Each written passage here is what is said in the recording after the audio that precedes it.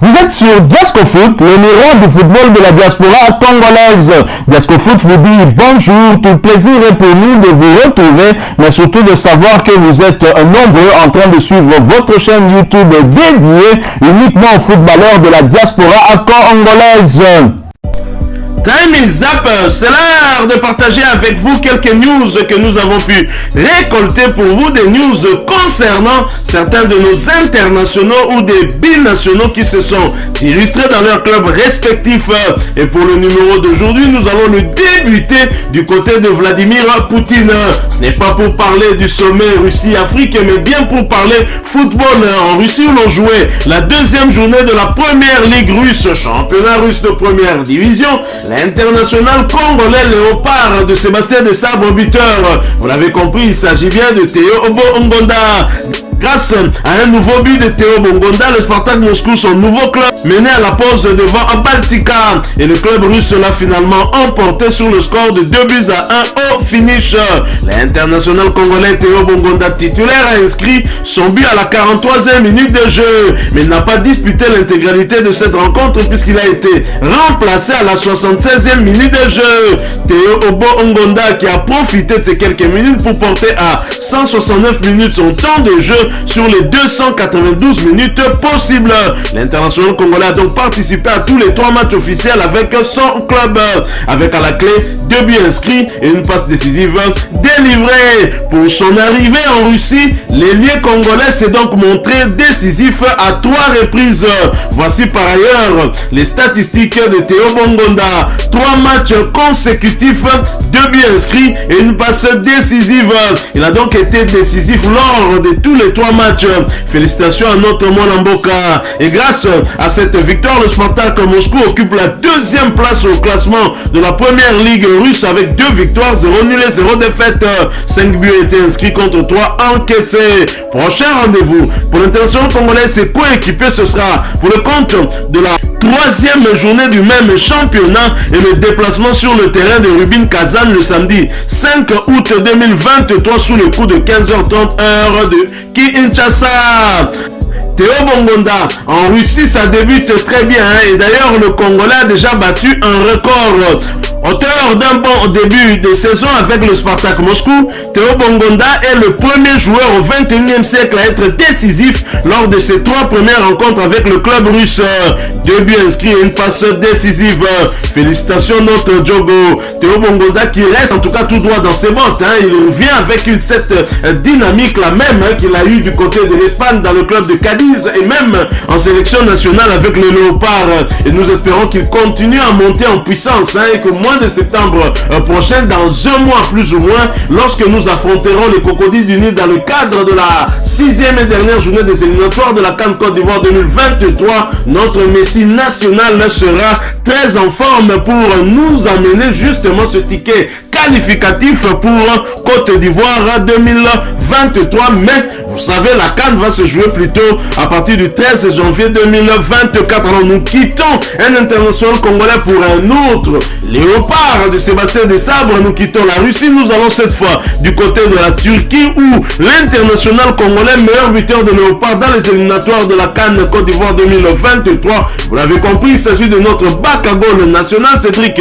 Bakambu devrait faire ses débuts avec Galatasaray dès aujourd'hui, aujourd'hui soir, mercredi 2 août, à l'occasion du match retour du 2e tour préliminaire de la Ligue des Champions face aux Algiris Vilnius.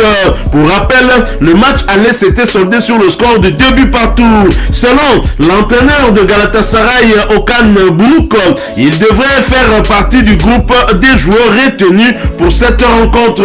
Et Galatasaray a bien besoin d'un renfort pour ce match du 2e tour. Et Galatasaray qui connaît également son adversaire en cas de qualification pour le 3e tour qualificatif.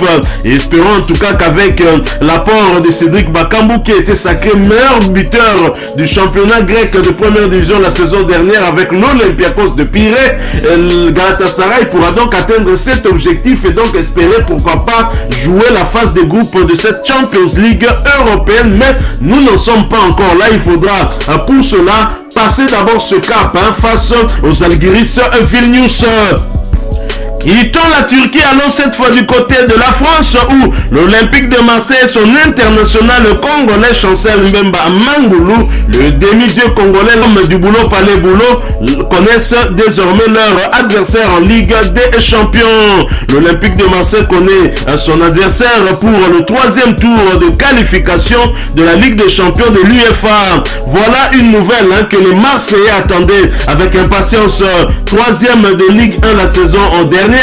L'Olympique de Marseille doit donc disputer le 3e tour préliminaire, puis le barrage pour espérer atteindre les phases de groupe de la Ligue des Champions. Alors que la 6e recrue phocéenne a été officialisée, Pablo Longoria et Marcelino connaissent désormais leur futur adversaire. L'Olympique de Marseille va défier les Grecs de Panathinaikos, vainqueur 3-1 au match aller face au SK Nipro.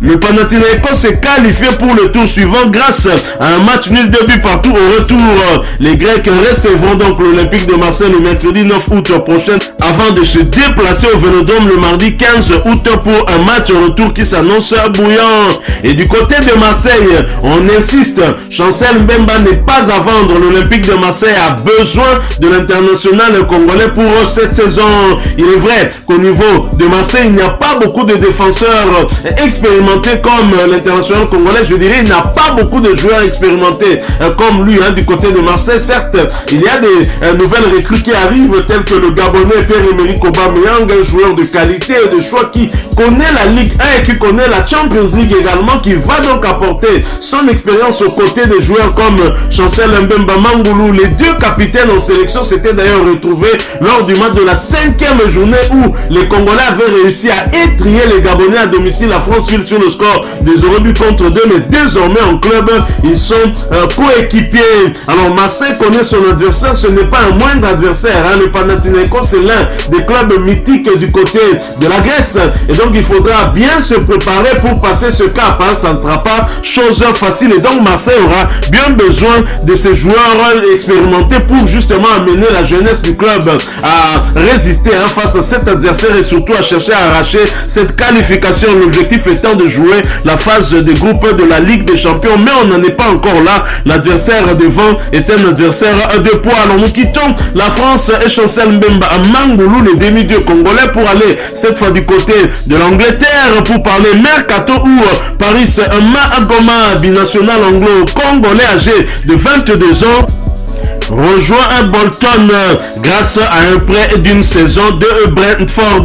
Pour rappel, Paris Magoma est le petit frère de l'ancien international congolais Jacques Magoma. Il est également milieu de terrain tout comme son grand frère. Nous quittons l'Angleterre, nous revenons sur le continent toujours pour parler mercato où un ancien joueur de Lupopo et de Mazembe file en Zambie. La formation zambienne de Zesco United a annoncé la signature de contrat de Emebo Binemo. Le défenseur congolais s'est engagé avec le club 9 fois champion de la Zambie pour les 3 prochaines saisons. Après un passage moins concluant du côté du tout-puissant Mazembe Anglebert, l'ancien joueur de SSC Toloa Lupopo va tenter de rebondir en Zambie. Le géant défenseur qui rejoignait librement les Corbeaux il y a quelques années au même moment que Gondry Soudi ne s'est jamais imposé.